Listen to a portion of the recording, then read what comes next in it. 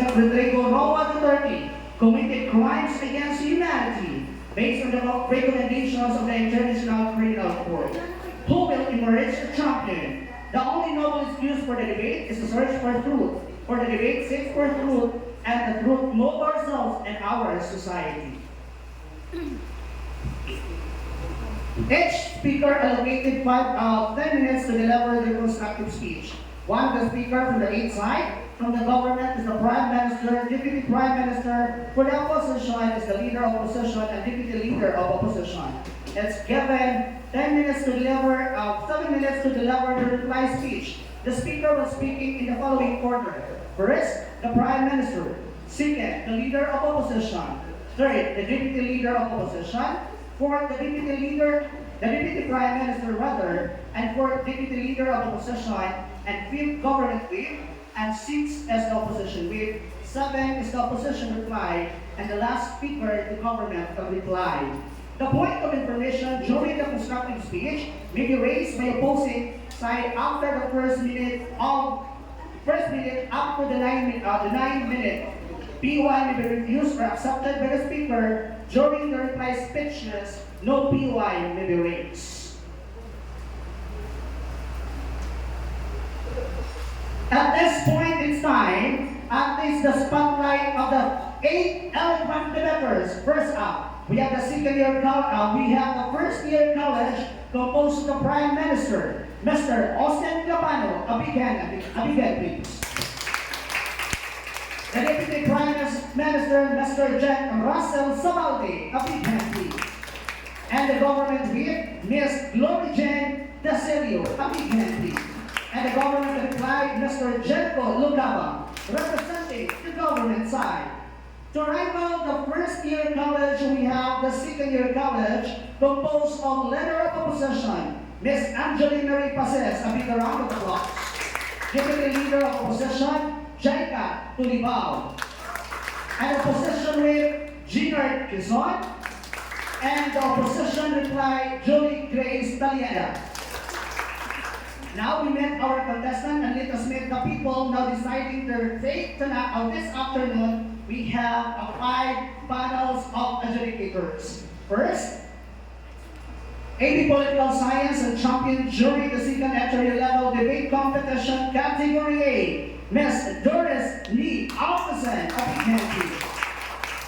And our second judge and also our chief adjudicators in this afternoon competition, AP Political Science students and a champion during the second entry level debate competition, Category A, Mr. Ariel G. Siguera, a big hand, please.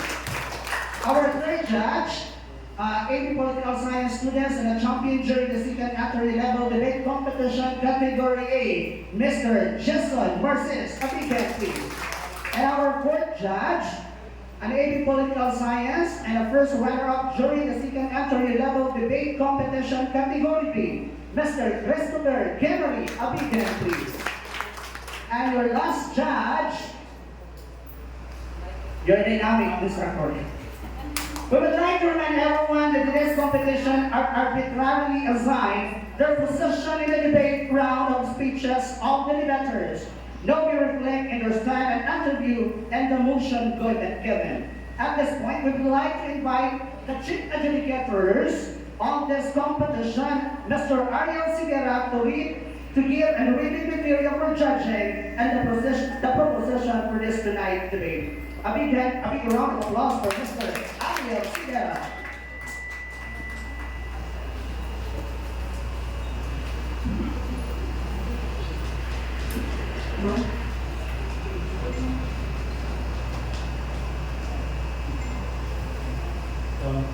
Good evening good evening.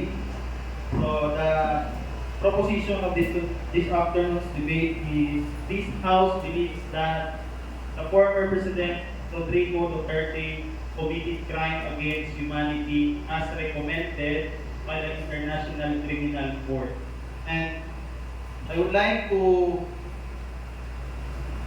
discuss the criteria for judging. So the matter, the substance of the debate, the arguments and evidence presented, and the logical reasoning and presentation of the same arguments. So 40% ang matter. Yung tag matter is the constructive speech.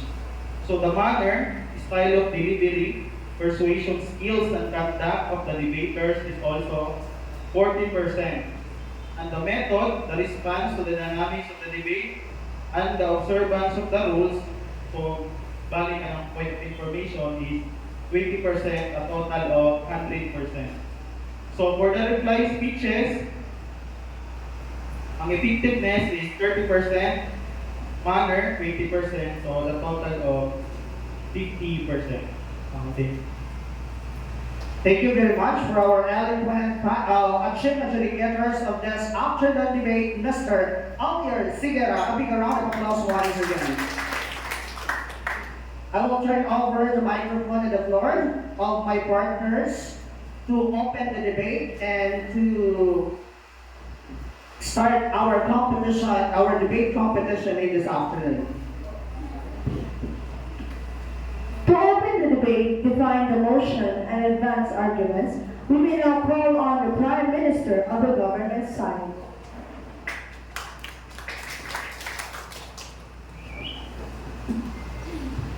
The voice of the Bible government, which is the 1987 Philippine Constitution, the loudest voice and scream stated that no person shall be deprived of life, liberty, or property without due process of law, nor shall not any person be denied the equal protection of the law.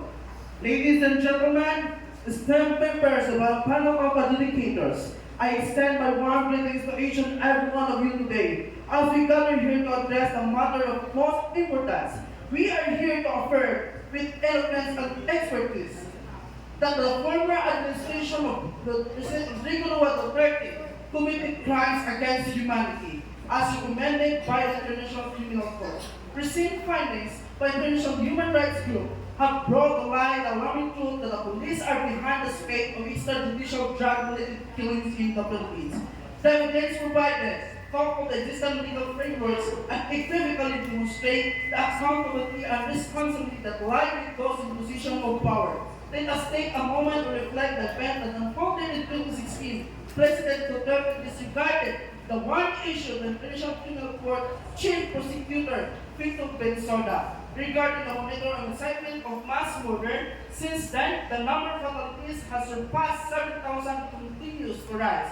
In light of alleged brutality and mass killing in our country, the ICC has instituted a preliminary examination into the crimes against humanity committed by the Duterte administration to crack down against the illegal drug trade. This examination was prompted by communication sent June Sayo, lawyer of self-proclaimed double death squad member Edgar Matabato, who claimed that the Duterte was behind the killing of 1,100 people in Davao City and 7,000 drug suspects nationwide. Now some may question the jurisdiction of the ICC in this matter. However, we must remember that the Philippines, along with over 120 other states, are not the President of the International Criminal Court on July 17, 1998 by ratifying this treaty. The Philippines becomes a party as jurisdiction, the ICC automatic jurisdiction over the beloved country, and we must respect and acknowledge this fact. Okay, Madam Speaker, I challenge you to raise your POI. Mr. Speaker, how can you say that former Rodrigo Roa Duterte committed crime even there's no formal investigation to determine his guiltness as recommendation of ICC? Are you done with your POI, Madam Speaker? Are you done with your POI? Yes. Sit down, Madam Speaker. I would like to remind our worthy opponent why we affirm this motion as evidence of alleged brutality and mass killing in our country, as substantial and undeniable infamilities and victims, has presented evidence of 1,400 people killed in Davao City alone, and the staggering 7,000 drug suspects nationwide. The number of fatalities continues to rise, and it is crucial to acknowledge this a crime against humanity. We cannot turn a blind eye to the reports from the media outlets around the world. All the highlighting of rich mass killing in our country are responsible citizens. We must consider the principles outlined in the Constitution, which state that no person shall be deprived of life, liberty, property without due process of law. And the evidence clearly show that the victims were cleared without the proper legal procedure. This is a violation of their human rights and an act against humanity. There are two criminal law frameworks that apply to ongoing mass murder. One domestic and other international by ratifying the treaty. The Philippines becomes a party to the international court jurisdiction, the international criminal court, ICC has automatic jurisdiction over our country. It is our duty to respect, acknowledge this fact. Continue to speech. Furthermore, to the human and perfect killing that have spread across the Philippine archipelago, persecutor pleads to the explicitly warn that any person that will be inside engaged in act of mass violence, including requesting, encouraging, and contributing in any manner of commission of crimes within jurisdiction of ICC, is potential liable prosecution of the crime in jurisdiction of the ICC prosecution before the court. The doctrine of human responsibility, which has been institutionalized and operationalized both intentionally and domestically, plays a crucial role in holding individuals accountable for their action. President Duterte, as the commander-in-chief, can be held liable under Philippine Act crimes against international humanitarian law, genocide and other crimes against humanity. RA 9851, this law authorizes act of willful killing clearly about the responsibility of superior of preventing, repressing such crimes. It is heartening to see President Duterte fail to appreciate that in the world, he does not possess immunity prosecution for the various breaches of international human rights law, and the Philippine authorities and the ICC who criminal frameworks apply the ongoing mass murders in the Philippines, one domestic and other international. The Philippines on crimes against international human law, genocide and crimes against humanity, Republic Act 9851 categories kidnaps, willful killing. Under Section 6, Paragraph 8, President Duterte can be held liable under Section 10. Responsibility of superior of RA 9851, hold that superior can be held responsible for crimes committed to subordinate if you had the reason to know that the crimes were being committed or being bound to committed and feel unnecessary and unreasonable. We should prevent, repress the crimes doctrine of command responsibility of trees established principle. International law has been recognized by the international tribunals, including the international tribunals for the former Yugoslavia and the international criminal tribunals of Rwanda.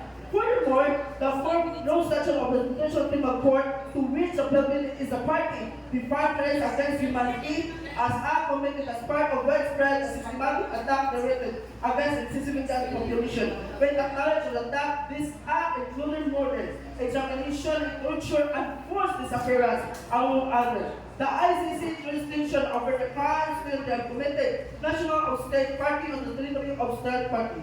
In light of evidence, a testimony provided by human rights organization and individual, it's clear that the judicial killing in the Philippines made a criteria for crimes against humanity. The widespread and systematic nature, this killing along with the knowledge and involvement of high-ranking officials, including President Rodrigo himself, established strong case prosecution. It is essential for us, as a member of the international community, to uphold the principle of justice accountability. We cannot turn a blind eye to operating the laws in people's lives. The existing examination is an opportunity for Philippines to demonstrate commitment to human rights and rule of the law. Inclusion evidence is unfulfilling. The former administration President Rodrigo Roa Duterte committed crimes against humanity. The International Criminal Court demanded examination along with the Philippine Act of Crimes Against International Human Rights Law, genocide and offensive crimes against humanity, RA 9851, provide a legal basis of holding those responsible accountable for their action. President Duterte, as their commander-in-chief, cannot hide behind immunity in vain prosecution of various breaches of international humanitarian law. The doctrine of command responsibility places the burden of combating friendly that is shouldered by killing, prevent, or repress the mass killing and by requesting, encouraging, or contributing to this crime. President Duterte has violated both domestic and international laws. The Rose Statute of the International Court serve the power instrument to fight against impunity and protection of human rights. By ratifying this treaty, we have committed ourselves to upholding the rule of law, ensuring justice for all. It is a duty to fulfill our obligation under Rome Statute conducted through advised investigation in the mass murder We must remember that justice knows boundaries. The ICC has jurisdiction over crimes committed within our borders, and we are subject to sanctity. The truth is their word. We cannot shed light on the truth, bring the justice to the victims, and hold those responsible for this heinous crime accountable. We must not falter in our pursuit of justice. The Rome Statute of the ICC provide us with a chief accountability for and end the culture of impunity. Let us stand in united commitment, upholding human rights and ensuring justice for all. The evidence and legal frameworks available to the Commission stands against humanity by the Duterte administration. As the citizen of this republic, it is our duty to respect and uphold the principle of justice and ensure that no one is above the law. Thank you. Thank you for that, our Prime Minister, Mr. Austin Capano, to respond directly to the case of the government by giving a direct clash and advancing arguments, may challenge the motion if the definition is challengeable. We may now call on the Leader of Opposition, Ms. Angeli Marie Passes. A round of applause, please.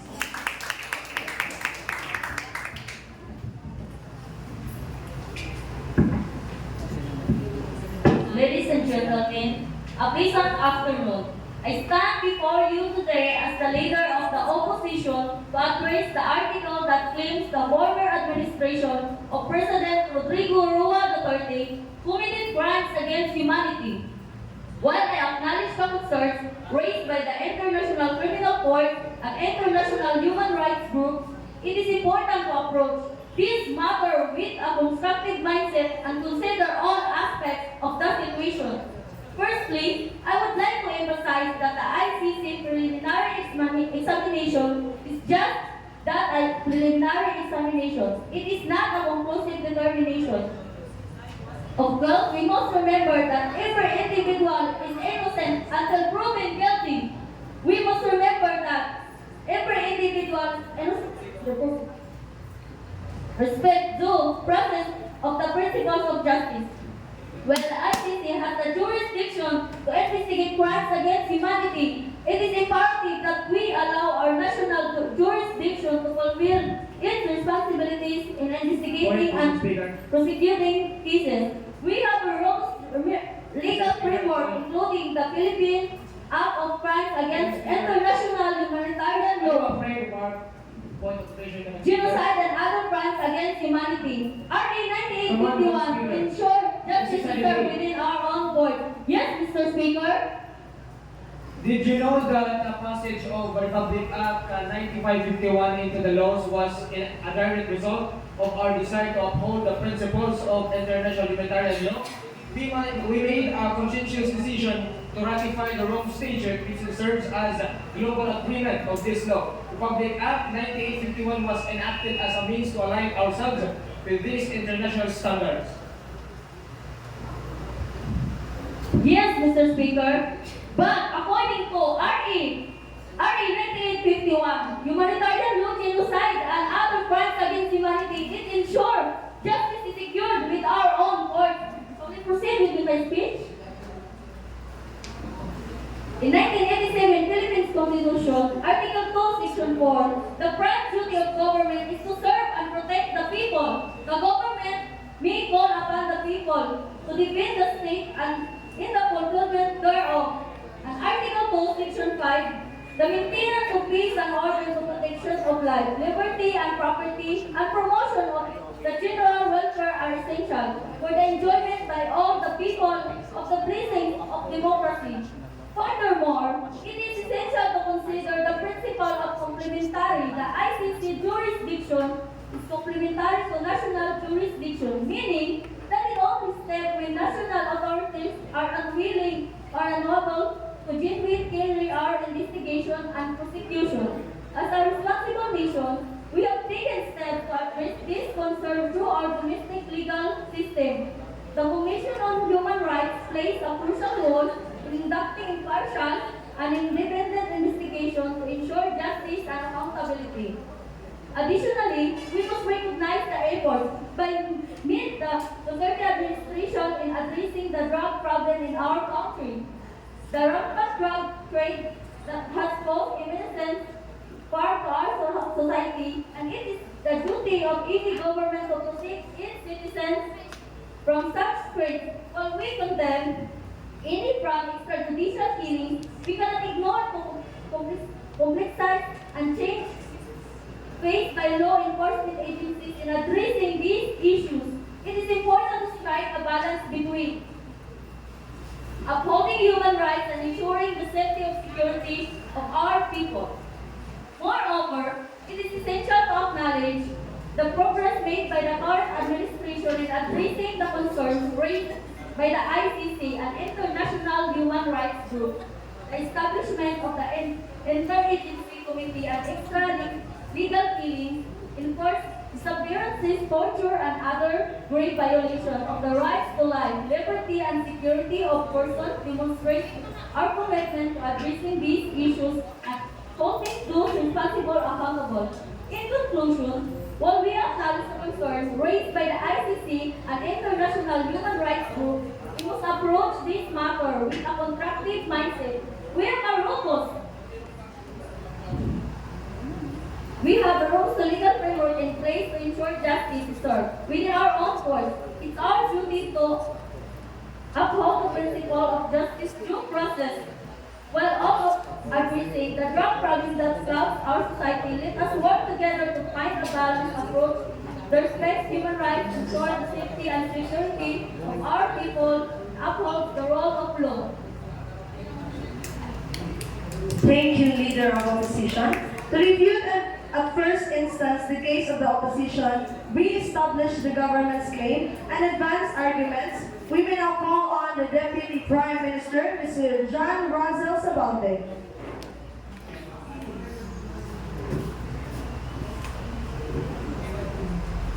Thank you. Before I delve into my stance on this matter, I would like to address and counter the response given by esteemed opponents regarding the point of information I raised a few minutes ago. In response to the POI, the answer is surrounding yes. It is intended to the Republic Act 9851 was enacted to ensure a compliance with international humanitarian law and fulfill our commitment to the Rome Statute. By ratifying the Rome Statute, we have clearly demonstrated our willingness to adhere to internationally recognized standards and actively contribute to the global fight against impunity. The implementation of Republic Act 9851 allows us to integrate this fundamental principle into our domestic legal framework. This ensures that we are held accountable for any crimes against humanity committed in our jurisdiction, reinforcing the unwavering dedication to justice and the protection of human rights. Put it in your memorandum, Madam Speaker. Ladies and gentlemen, I greet you all utmost respect and gratitude for the presence here today. To our state opponents and panel delegators, I appreciate your willingness to engage the important debate.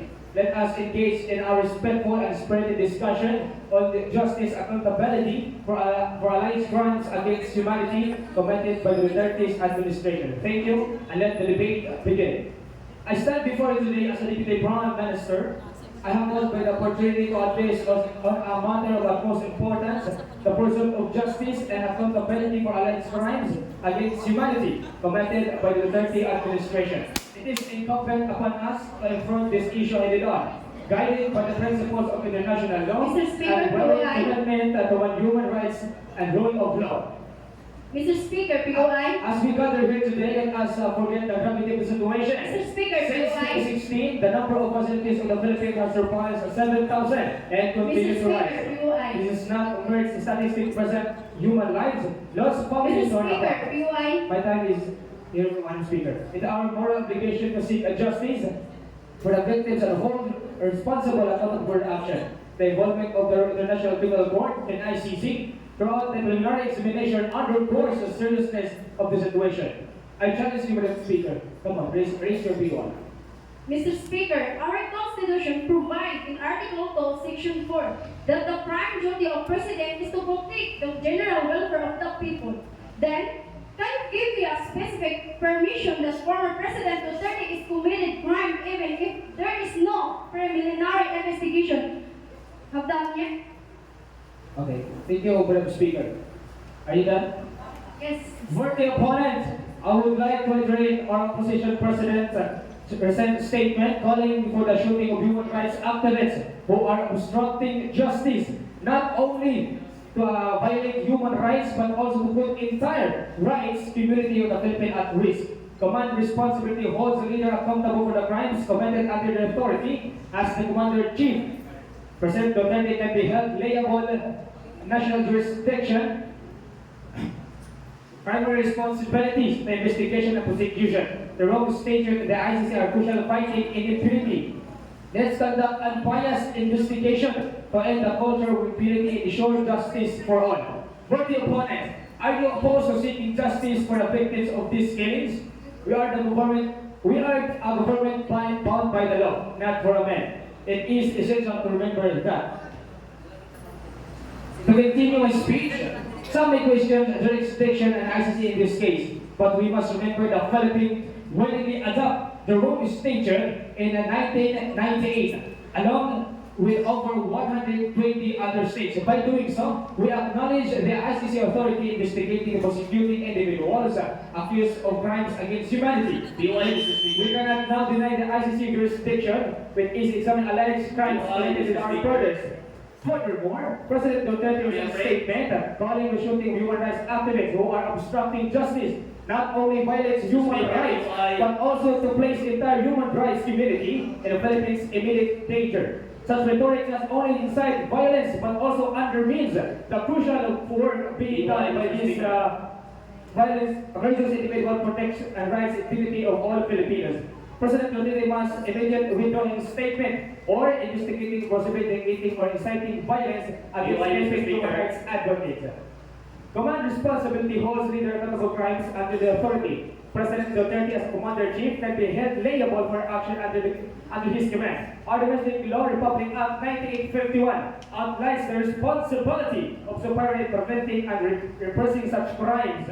President Duterte can claim impunity of branches international human rights law. Republic Act 1951 imposes severe penalties for crimes and against humanity, ensuring justice with our courts. The principle of complementary recognize our national jurisdiction, primary responsibility for investigation and prosecution. The Rome Statute and the ICC are vital fighting impunity. Let's conduct unbiased investigation to end the culture of impunity and ensure justice for all. Moreover, President Duterte public disannounced Commission of Human Rights raises serious concern by threatening to block the ADCHR investigation and suggesting the commission should be abolished. Duterte under many very institutions that it means to safeguard human rights by numerous human rights violations, extrajudicial killings, targeting of activists and critics, lack of due process have become rampant. This action not violates the fundamental rights of individuals but also to hinder freedom of speech and expression, which are essential pillars of any democratic society. It is crucial that we acknowledge the violations and hold those responsible and accountable. In conclusion, we cannot turn a blind eye to the crimes against humanity committed under the Duterte administration. The evidence is clear. Both ICC preliminary examination and our Democratic Law Republic Act 1951 provide a legal basis for holding those responsible accountable for their action. President Duterte as the Commander-in-Chief cannot hide behind impunity or avoid prosecution. This Rome Statute and the ICC provide us the means to achieve accountability and put an end to the culture of impunity. Let's stand united in our commitment of upholding human rights and ensure justice for all of Filipinos. Thank you. Thank you, Deputy Prime Minister. To refute the case of the Deputy Prime Minister re-establishes the case of the opposition and advances an argument, we may now call on the Deputy Leader of Opposition, Ms. Jai Catolico.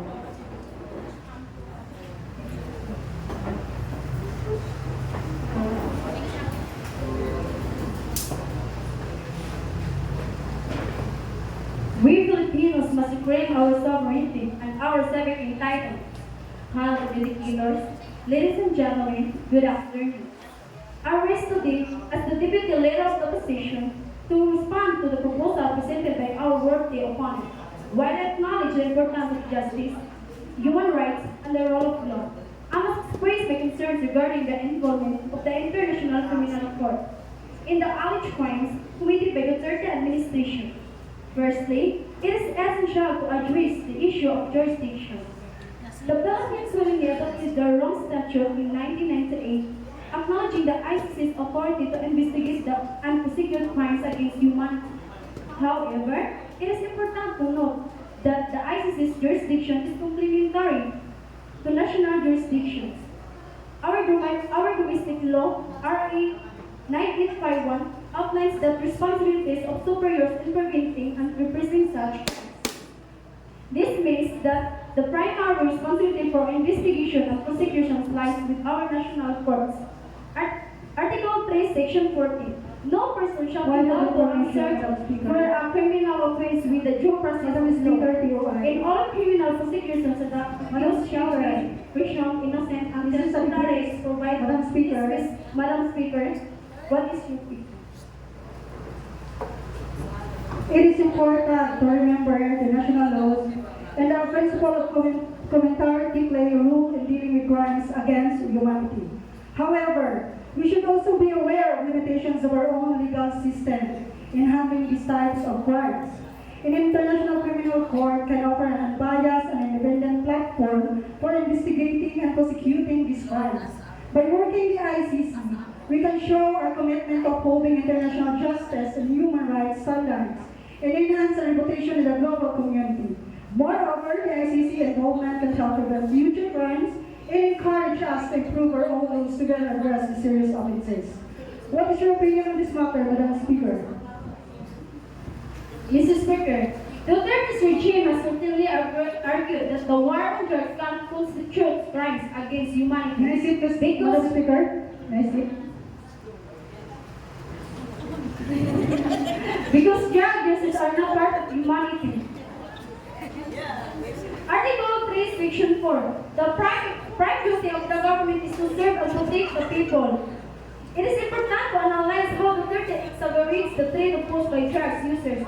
Thus suggesting that murdering those involved with drugs is the only solution to the problem has been justified by portraying drug users as a threat to the nation itself. Remember this, Madam Speaker, President Rodrigo is not already in prison. Philippines has withdrawn from the Rome Statute in 2019. It's moving on.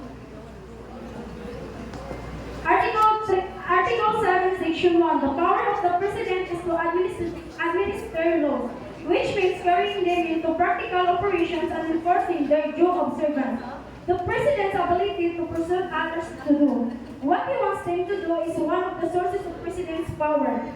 Furthermore, we must consider the principle of complementarity, which recognizes our national jurisdiction's primary responsibility. The Rome Statute and the ICC are meant to fight immunity, but this should not undermine our own legal system. We have the mechanisms in place to conduct unbiased investigation and ensure justice for all. It is crucial to trust in our own institutions and uphold our sovereignty. Secondly, I would like to address the issue of human responsibility. While it is important to hold leaders accountable for crimes committed under their authority, we must be cautious in attributing individual criminal responsibility to President Duterte. It is essential to conduct thorough and impartial investigation to determine the facts and establish the truth. Jumping to conclusion and showing guilt without due process undermines the principles of justice and fairness. Moreover, we cannot ignore the progress made by the Duterte administration in addressing the drug problem in our country. The war on drugs has been a complex and challenging issue, and it is unfair to solely focus on the alleged human rights violation without considering the larger text. The administration has implemented various programs and initiatives to address the root causes of drug abuse and provide rehabilitation for affected individuals. We must acknowledge these efforts and work towards finding comprehensive solutions rather than solely focusing on the negative aspects. Lastly, I must express my concern regarding the role of the International Criminal Court. It is domestic affairs. While we appreciate appreciate the importance of international cooperation, we must also ensure that our sovereignty is respected. The involvement of the ICC in our internal matters sets a dangerous precedent and undermines our ability to address issues internally.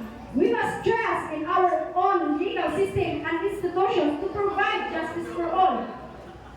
In conclusion, while I acknowledge the importance of justice and human rights, I must express my concern regarding the involvement of the International Criminal Court in the alleged crimes committed by Duterte administration. We have the mechanisms in place to conduct impartial investigation and ensure justice for all. Let us trust in our own institution and uphold our sovereignty. Thank you. Thank you, Deputy Leader of Opposition.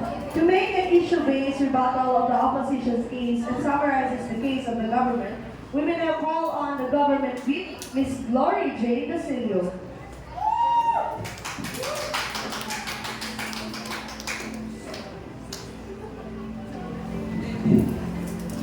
Thank you. Before I delve into my stance on this matter, I would like to inculcate to the mind of opposition side and their out of knowing answer of our POI. Remember all speakers of opposition side that our domestic legal system have limitations. The involvement of the International Criminal Court can provide an impartial and independent forum for investigations and prosecutions. Collaborating with the ICC demonstrates a commitment to upholding international standards of justice and human rights, reinforcing and credibility to the global community. The ICC involvement can contribute to the deterrence of human crimes, and it sends a strong message that grave offenses will not go unpunished. Furthermore, working with the ICC can serve as a catalyst for strengthening our domestic legal framework, as it provides an opportunity to learn from international best practice and improve our own mechanism of addressing crimes against humanity. Ladies and gentlemen, I extend a warm greetings to each one of you gathered here today. Good evening. It is an honor to stand before such an esteemed audience and panel of adjudicators. I am grateful for the opportunity to present a comprehensive and eloquent analysis of our position in this debate. Today, I will present a compelling case for why our stance on justice and accountability for the alleged crimes against humanity committed by the Duterte administration is superior to that to the opposition side. Through a careful examination of the facts and deep understanding of international law, I aim to demonstrate the strength and validity of our proposal. First and foremost, we must acknowledge the gravity of the situation at hand. Former administration of President Rodrigo Roa Duterte is accused of committing crimes against humanity as recommended by International Crime Court. The evidence of represented by the International Human Rights Group linking the police to extrajudicial drug killings and the Philippines cannot be ignored. Relax, Mr. Speaker, I will accept your POI. The evidence presented by the International Human Rights Group linking the police and extrajudicial drug-related killings in the Philippines cannot be ignored. The ICC preliminary examination into these alleged crimes underscores the seriousness of the situation and need for justice. Come on, Mr. Speaker, praise your POI, please. Thank you, Madam Speaker. I think this question is very simple, Madam Speaker. My question is, you answer this yes or no. Are you saying that the former President Rodrigo Roa Duterte is guilty of crime against humanity as recommended by the International Criminal Court? Are you done, Mr. Speaker? Yes. Please. Okay, worthy opponent. Yes or no? Let me explain why our position was superior to yours. I'm asking you yes or no? I do already tell down, Mr. Speaker. I asked you a while ago. My question is very simple, Madam Speaker. I understand our position is very rooted in our commitment to uphold the Constitution and international law. It's the very simple question, Madam Speaker. Yes or no? The principle Are you afraid? and reach in the perfect Constitution. Such as peace, equality, justice, freedom, cooperation, and amity with all nations. Furthermore, Mr. Speaker, our acceptance of the ICC jurisdiction is a testament to our commitment to the rule of law. By ratifying our own statute, we willingly ourselves to the ICC investigation and prosecution, denying the ICC jurisdictional. When examining on each crime committed within our borders would be a betrayal or obligations as a signatory to the Rome Statute. I would like to remind our worthy opponent that the evidence of the alleged brutality and mass killings in our country is clear and beyond reasonable doubt. It is crucial to proceed with addressing these issues and seeking justice for the victims. Proceeding. Command responsibility is a crucial aspect of our government. We firmly accept that President Rodrigo, as the Commander-in-Chief, can be held accountable for the actions carried out under the Command Domestic Law, specifically RA 9851, outlines the responsibility of superiors and preventing and safety crimes against humanity. President Duterte cannot come immunity for breaches of international human rights law. It is imperative that we conduct unbiased investigations to ensure justice and put an end to the culture of impunity. The ICC preliminary examination of domestic law, RA 9851, provide the legal basis for holding those responsible accountable for their actions. President Duterte cannot hide behind immunity of the debate prosecution. The Rome Statute and the ICC offers the means to achieve accountability and put an end to cultural impunity. This has plagued our nation. We must embrace the ICC strongly, and investigation is crucial steps toward shedding light on the truth, bringing justice to the victims, and holding those responsible accountable. In conditions, our analysis has presented a strong compelling case for justice and accountability for the crimes against humanity committed by the Duterte administration. We have acknowledged the gravity of the situation, emphasized the importance of upholding constitution and international law, and highlighted the significance of the ICC jurisdiction and the concept of the command responsibility. Our proposal is grounded in the pursuit of truth, justice, and upholding of human rights. Thank you. Thank you, Government Whip. To make an issue-based rebuttal, the government summarizes the case of the opposition. We may now call on Mr. Jenard Quezon.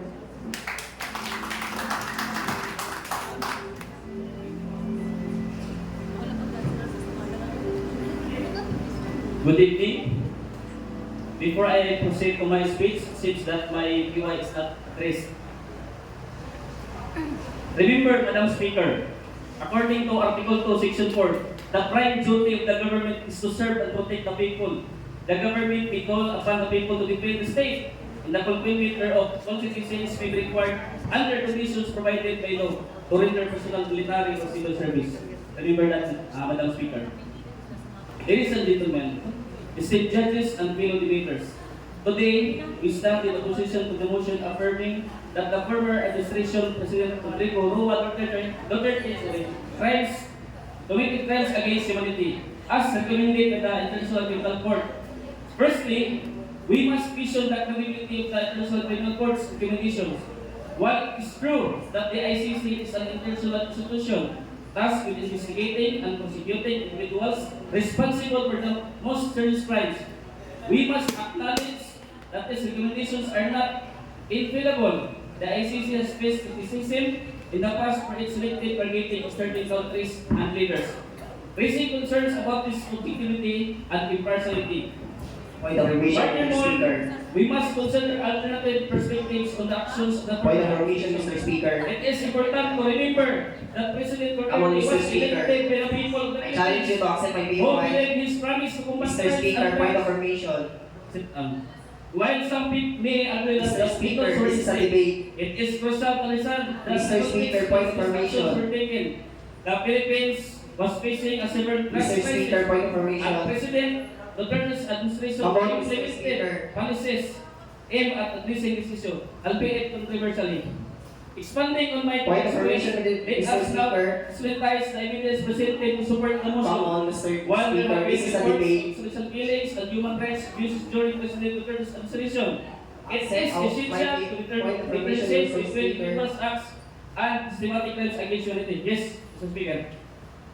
Before I raise my point of information to my worthy opponent, I would like the information in order to test the credibility of the information given by the Speaker of the opposition side. Since you are questioning the treaty and compliance, Is the rule statute sa treaty? Yes or no, Mr. Speaker? Yes. Ladies and gentlemen, panel of adjudicators, this debate has already ended. Why? This answer from the Speaker of the opposition is very clear. He says yes with a strong conviction. I think, ladies and gentlemen, Remember, Mr. for the Speaker, the opponent, ICC prosecutor, listen, Mr. Speaker, to start, opponent forgot that subject to this motion is the room statute according to the document. Mr. Speaker, the Philippines has been brought to the statute of Humanity, therefore, the position is one of our side. The Philippines has been Saying to the speech,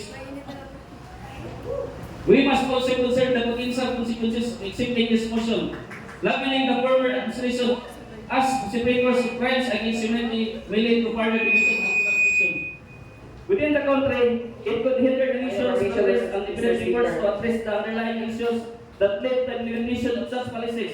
RA 9581, known as Act Crimes Against International Humanitarian Law and Ensure Justice, served with our own courts.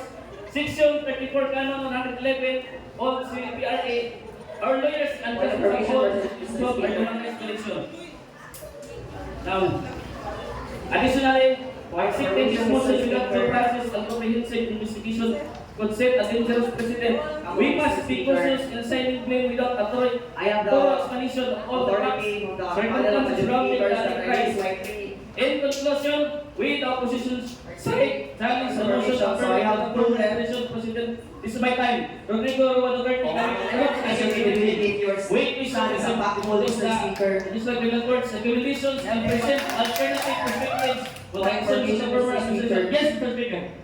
Mr. Speaker, let's keep it simple, okay? It's your conclusion that we are not bound by the ICC recommendation because the room statute is not a treaty. Can you say it again, Mr. Speaker, that the statute is not a treaty? What is the question, Mr. Speaker?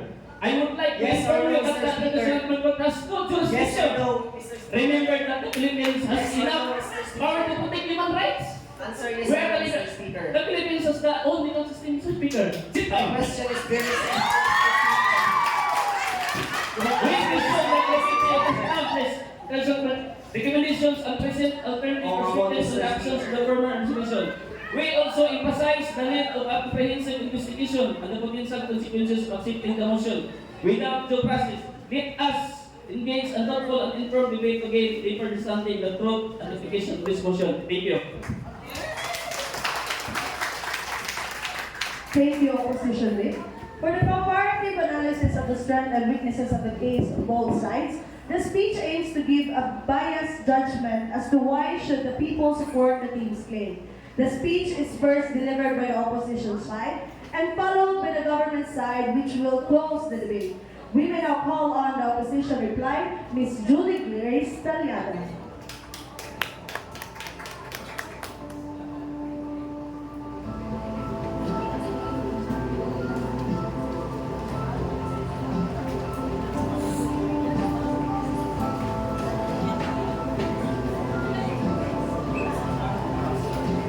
Before I read my opposition reply, I would like to rebut our sustainable point of information to the affirmative side that failed to answer.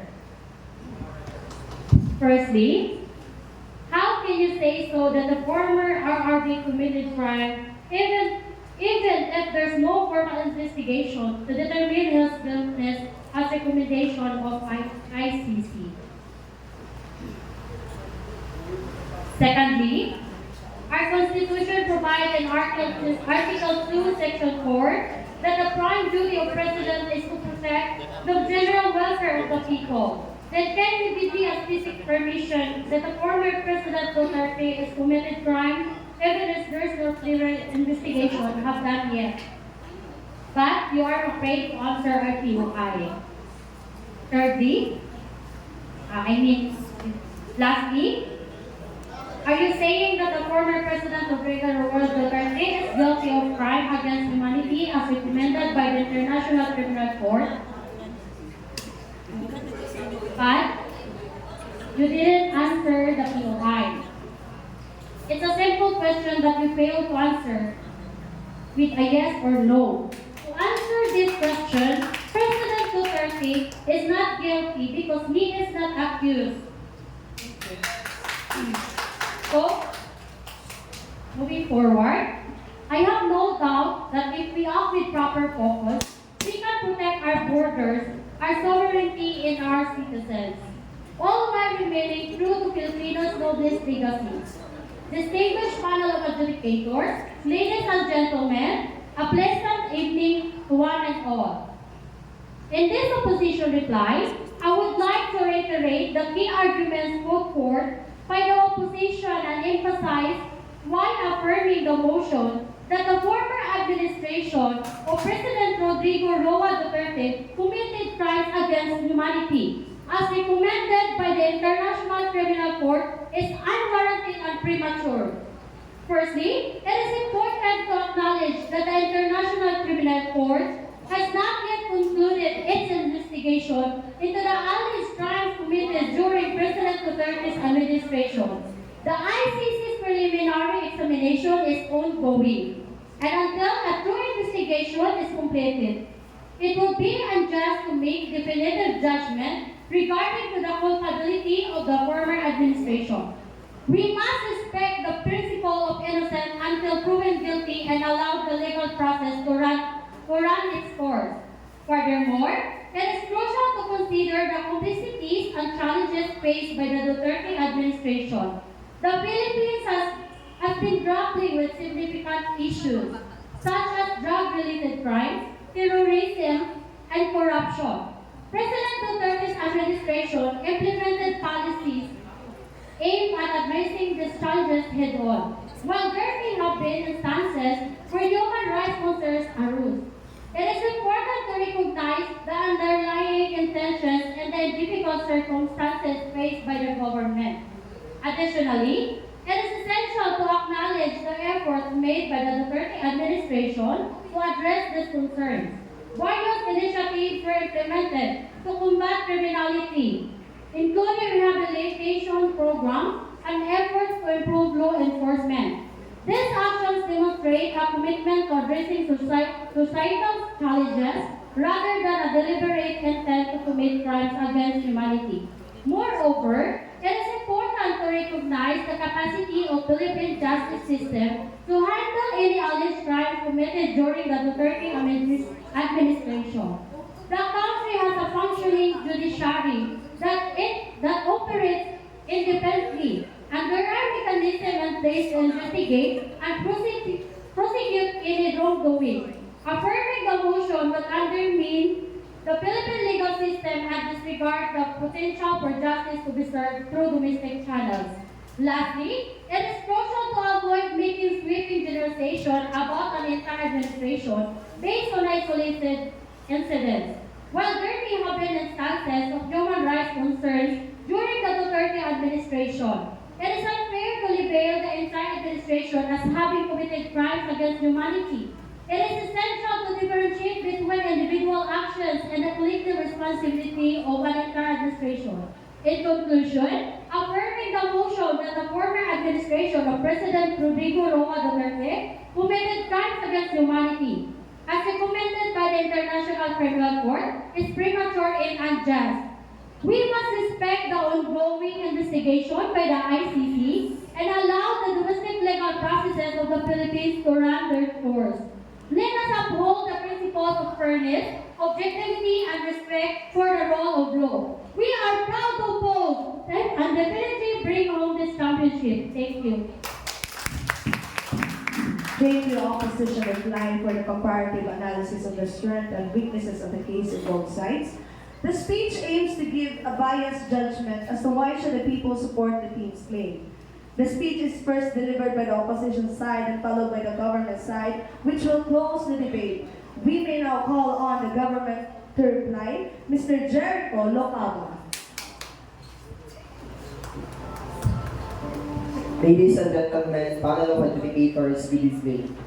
I would like to rebut all the opposition speaker, which are the leader opposition, deputy leader opposition, and opposition whip in 5 levels. First, the argument that ICC investigation is politically motivated or biased is unfounded. The ICC operates independently and partially guided by the principles of international law and is not influenced by political agendas or biases.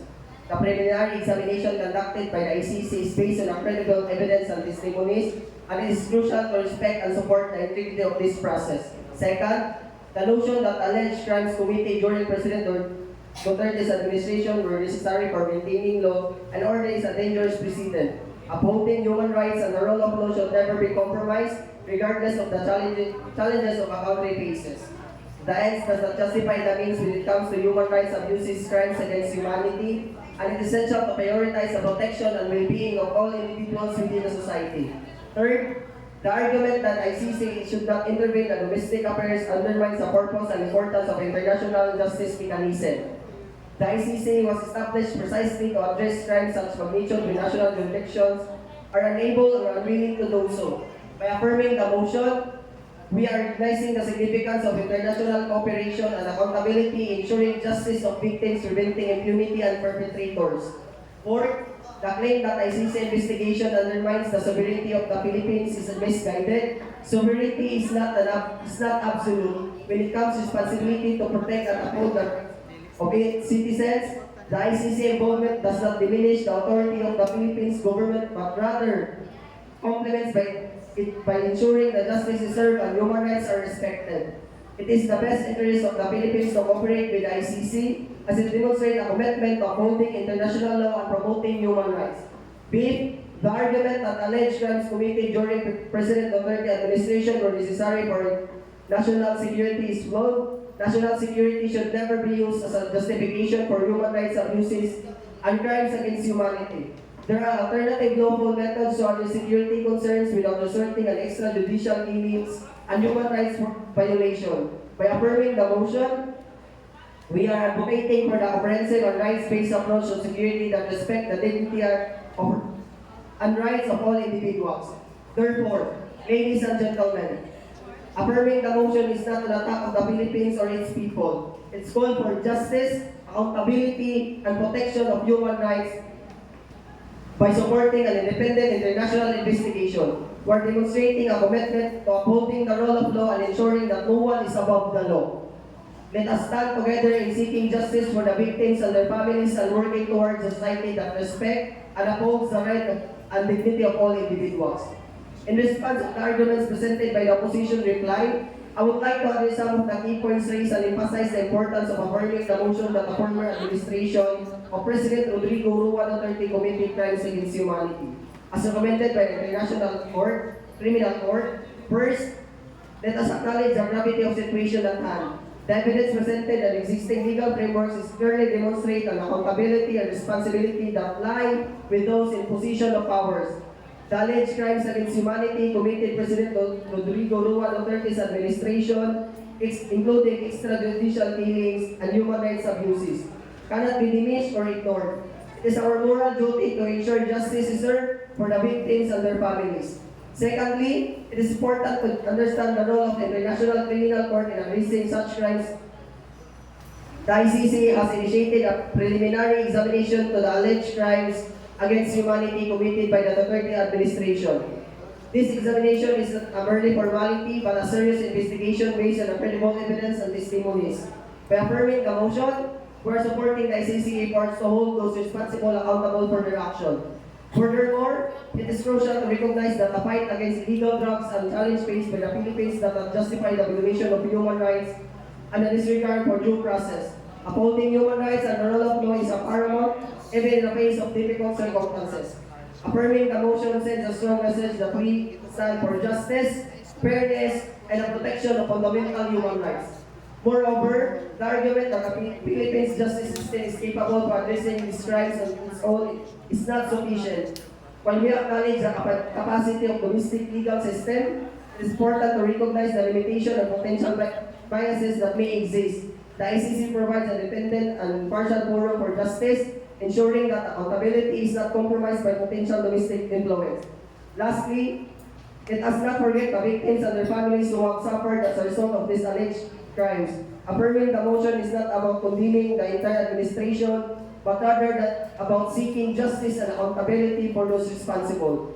By supporting an independent international investigation, we are giving a voice to the victims and ensuring that that their rights are upheld. In conclusion, affirming the motion is crucial to recognizing the need for independent international investigation into the alleged crimes committed during the former administration of President Rodrigo Roa Duterte. It's our responsibility to hold those power accountable for their actions and to ensure justice is served for the victims and their families. Let's stand together in support for justice, fairness, and the protection of fundamental human rights. We will assure you that we will bring the bacon soon. With that, we conclude our debates competition. Now, we would like to request our adjudicators to discuss the result of the debate. In addition, the debaters and the audiences in tonight's debate shall remain silent while our adjudicators discuss the final verdict for this tonight's debate challenge.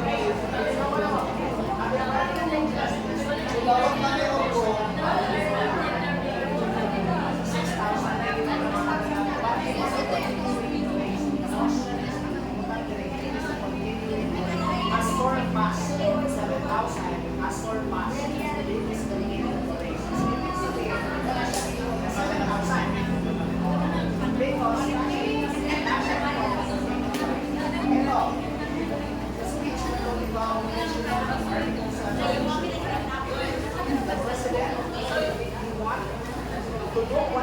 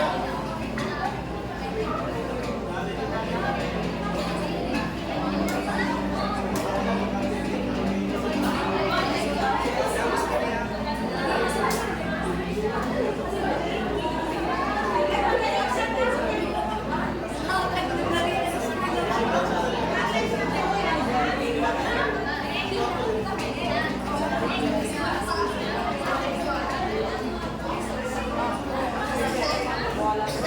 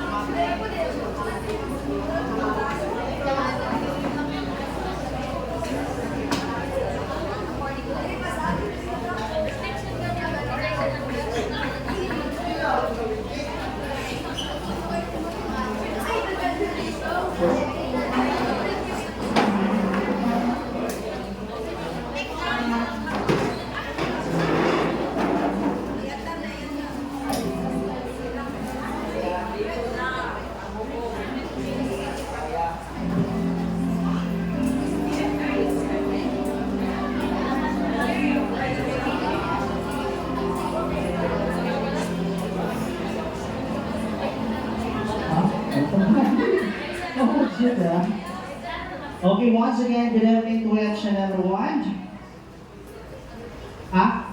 Wala naman mo'y lakas.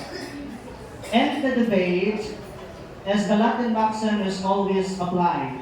Falsus in uno, falsus in ambiguos. False in one thing, false in everything. That is one of my Latin maxim in ako ang mag-chief adjudicators in terms of matters.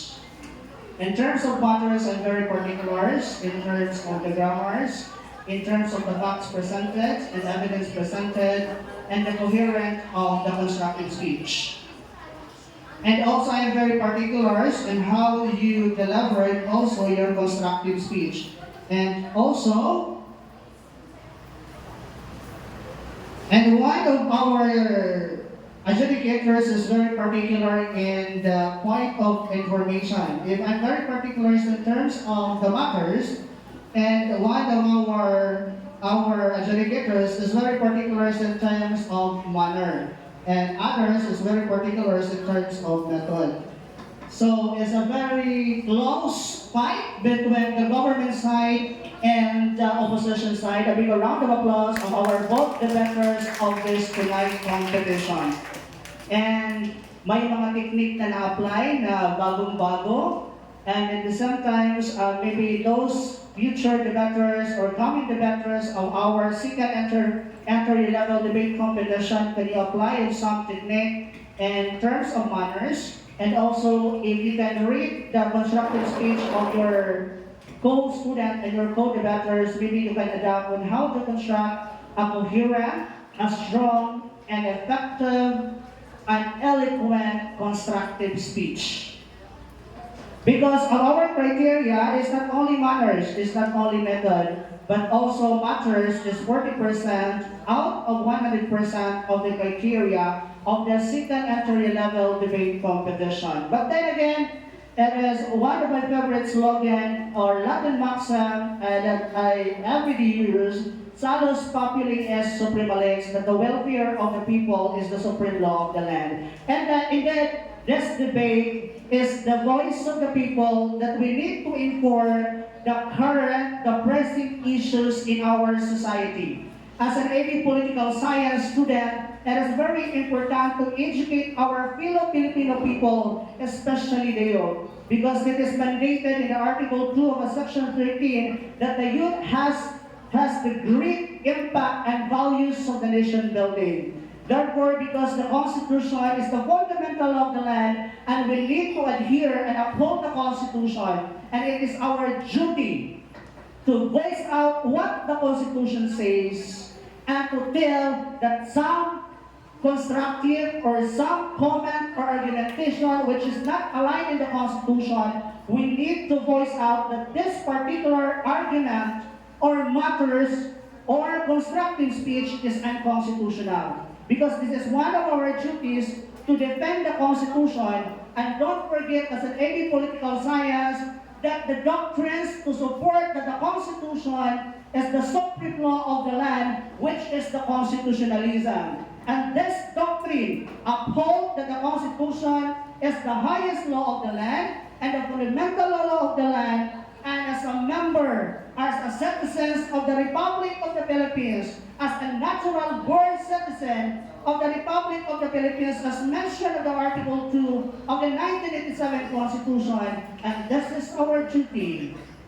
to protect and to defend the voice of the Bible of the government, which is the 1987 Constitution. On the other hand, and the champion of the category C of the second entry-level debate competition,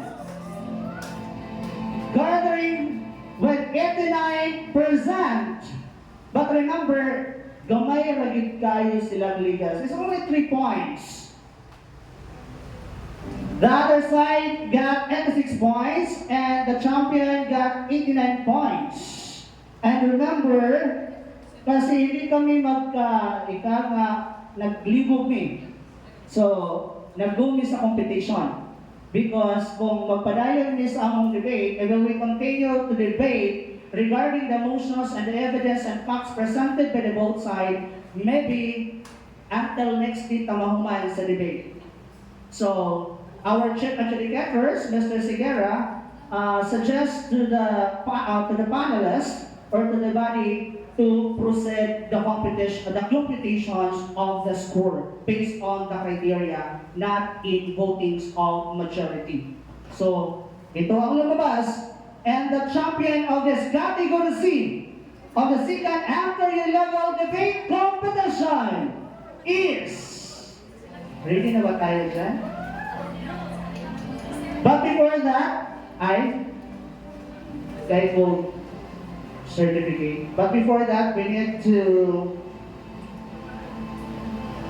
distribute our token and our certificate recommendations of our panelists of eloquent, energetic, dynamic, and intelligent panelists of adjudicators. Certificate of commendation is presented to in recognition of the explanatory document and discernment and demonstrated distinguished judge and the Islam second entry-level debate competition hosted by the prestigious San Francisco colleges. Your unwavering dedication and expertise, unwavering commitment and significantly elevated competition endure and success. Your impartiality and meticulous evaluation of the debaters, arguments, showcase, and apparent level of regulation. We commend your exceptional service as a judge, serving the exceptional beacon to the participant in bestowing an esteemed distinction upon the San Francisco colleges. Given this date, the 21st day of October 2023 at San Francisco Agusan del Sur. Certificate of commendation is presented to Mr. Ariel Sigera Abiganti.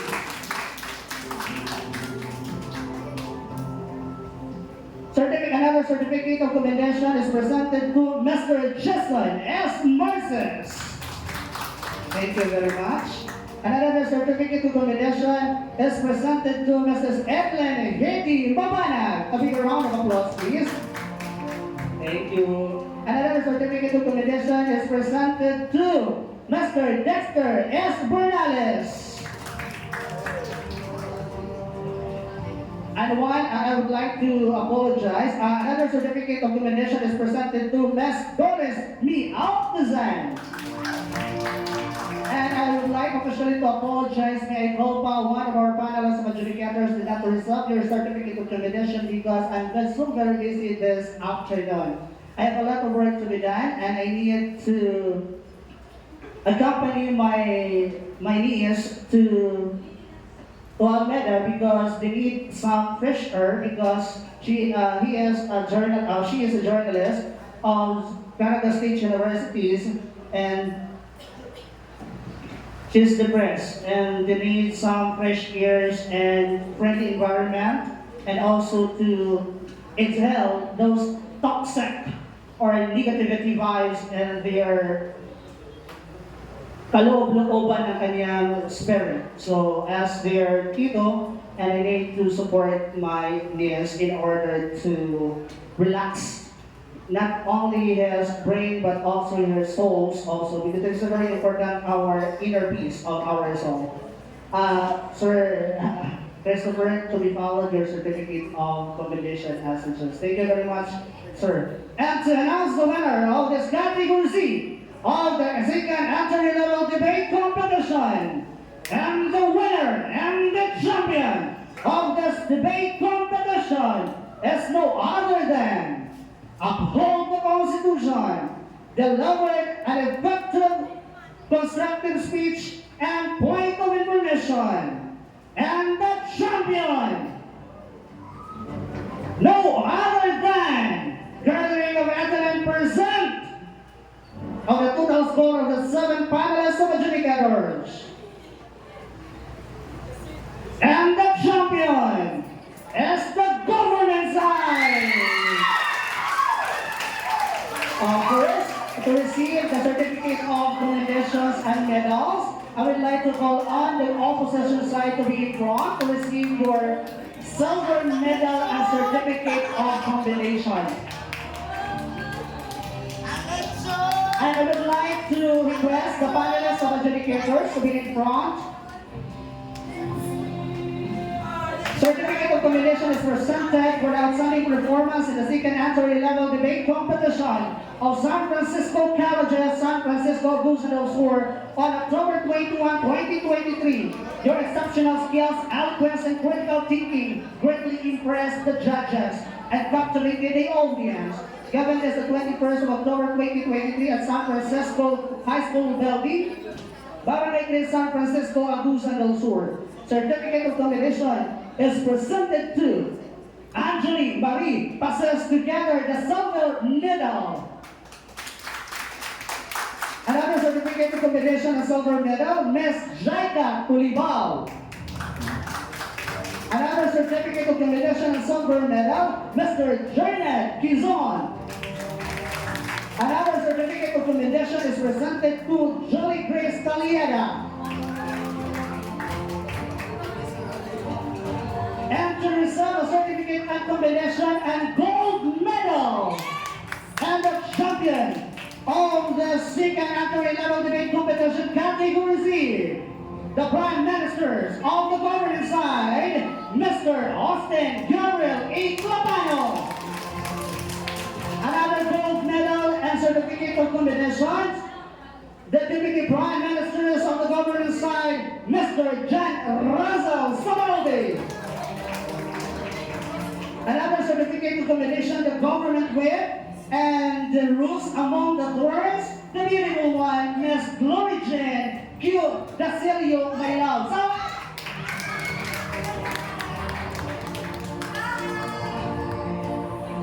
Another certificate of commendation and gold medal, Mr. Jenko Lucaba.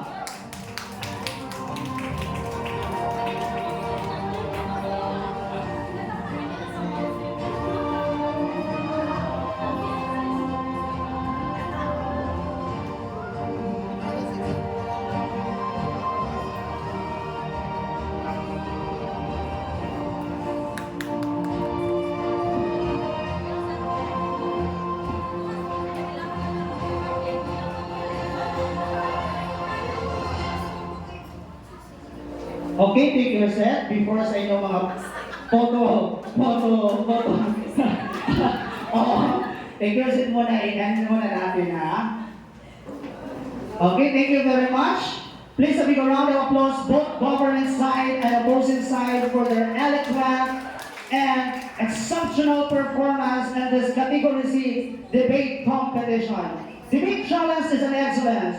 We to enhance critical thinking, public speaking, leadership skill, and it was a great Roman orator and statement Cicero who said, "The truth in the forensic oratory is the threefold: to inform, to entertain, and to move." Since the academic debate came to our shore, we have recognized the importance of including debate within the student educational opportunities. It does not only provide the student means to consider significant public issues, but also allows them to develop the crucial ability to speak the clarity and confidence and intelligence. Once again, thank you to our panelists of adjudicators, the debaters of the both sides, and the audience of the active and conscious participation. Have a wonderful day. God bless.